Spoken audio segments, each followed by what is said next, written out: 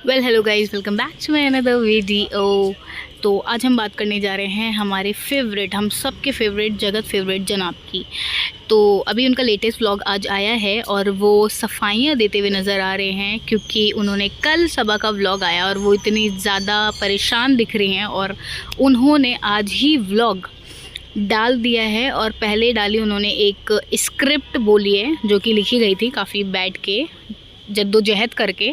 तो वो स्क्रिप्ट है पहले कि जी हमने पहले ही शूटिंग कर ली थी, हमारे पास टाइम नहीं था, फिल्मिंग हो चुकी थी, एडिट करने का तो टाइम ही नहीं मिला था। यू नो गाइज़, मेरे सीरियल की टीआरपी इतनी हाई है कि बिल्कुल शूटिंग दिन रात 24 घंटे चलती है। और शूटिंग में मैं इतना बिज़ी रहता हूँ कि मैं घर में कोई बीमार हो, घर में किसी की कंडीशन ख़राब हो, घर में किसी को गिफ्ट देना हो, ये सब काम में मेरे को दिलचस्पी नहीं है।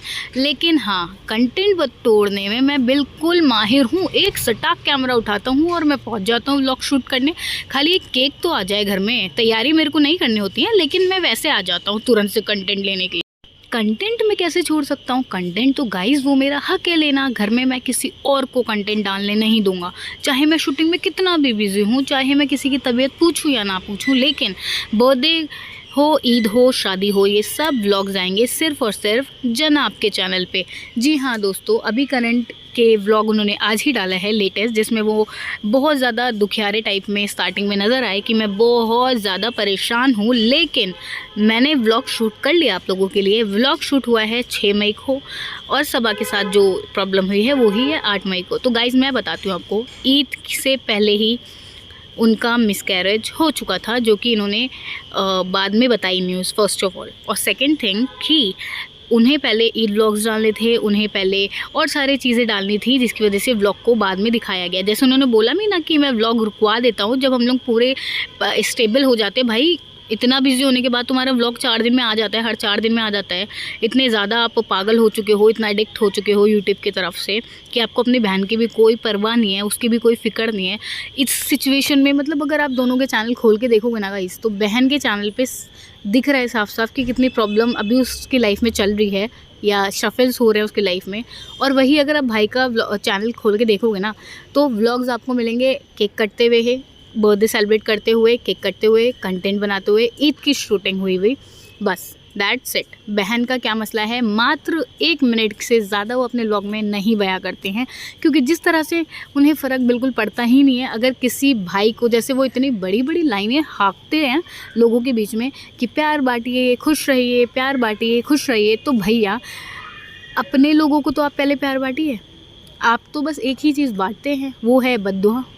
आप सबसे ज़्यादा जिसमें एक्सपर्ट हैं वो है कंटेंट चोरी करना। सबसे ज़्यादा जो इसमें आप एक्सपर्ट हैं वो है लोगों को गालियाँ देना, बद्दुआ देना, लोगों के ऊपर खड़े हो जाना लेकर कीचड़। कभी आपने खुद को देखा है कि खुद में क्या कमियाँ हैं? अभी जो लेटेस्ट व्लॉग आ रहा है उसमें भी उन्होंने केक कटिंग दिखा ही दी।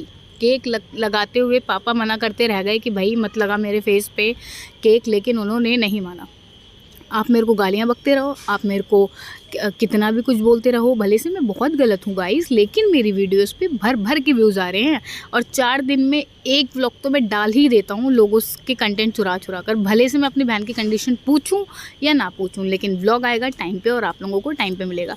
तो ये हालत हो चुकी है जनाब की। मतलब उसी घर में रहती हैं हमारी जो पिपिका मैडम हैं, जिन्हें फ़र्क नहीं पड़ता, जो बिल्कुल ऑब्सेस्ड हैं अपने हस्बैंड की तरफ, बिल्कुल ही दीवानगी वाला प्यार बोल सकते हैं इसको हम, जो कि हम कभी फिल्मों में सुना करते थे गाइस, हमें रियल लाइफ में नहीं देखने को मिलता है। वो हमारे लिए परफेक्ट एग्जाम्पल सेट करते हैं मैडम और जनाब। जी हाँ, मैडम को कोई फ़र्क नहीं पड़ता, उनके व्लॉग में चाहे खाली पेट प्रमोशन की वीडियो 2 मिनट की आए, लेकिन उन्हें कोई कंटेंट में दिलचस्पी नहीं है, कुछ नहीं है, बस मेरे हस्बैंड का जाना चाहिए।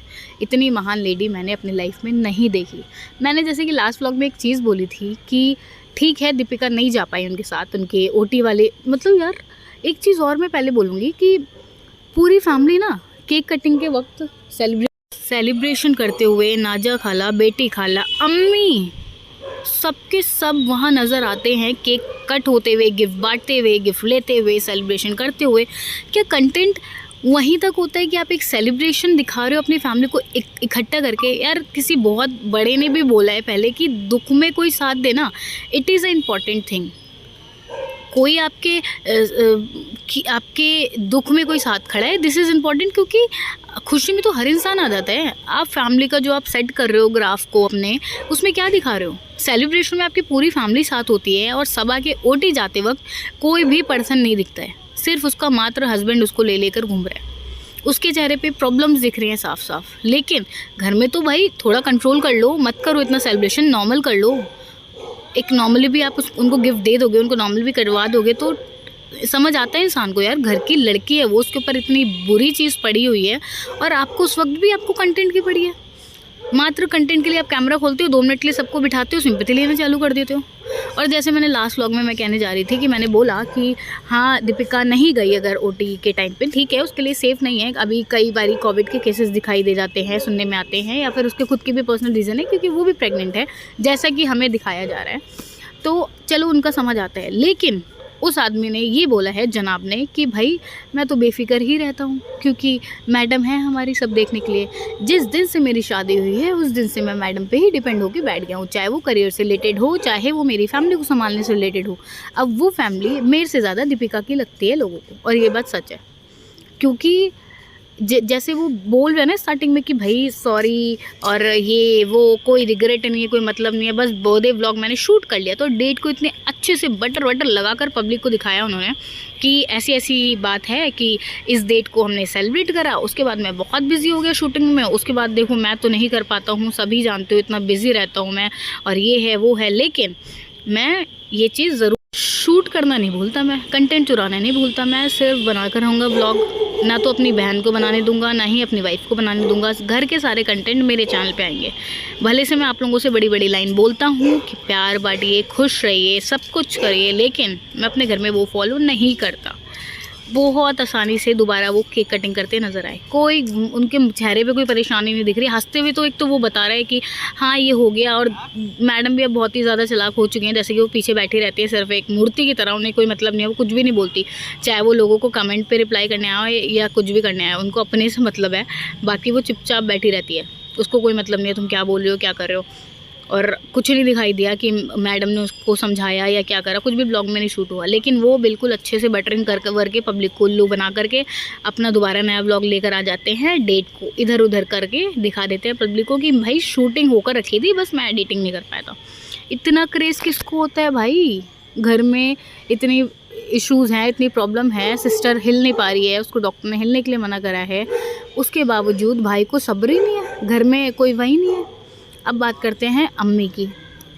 यार अम्मी सूट, मैं किसी बड़े के बारे में नहीं बोलना चाहती, सूट लेने के टाइम पे अम्मी इतनी हैप्पी दिखती है, हर जगह केक कटिंग हो, गिफ्ट्स हो, इसमें टाइम पे इतनी ज़्यादा एक्साइटेड दिखती है। लेकिन जब उन्हीं की बेटी की इस सिचुएशन में हालत थी तो वो इस तरह से कैसे रिएक्ट कर सकते हैं? यार सिचुएशन तो ख़राब थी ही थी, ऐसा तो नहीं है सिचुएशन ख़राब नहीं थी, सिचुएशन बहुत अच्छी थी। ये सबा की जो प्रेगनेंसी है वो रिस्क पे नहीं थी, रिस्क पे थी, लेकिन दिखा किसी के चेहरे पे नहीं। Think about the times you let me go.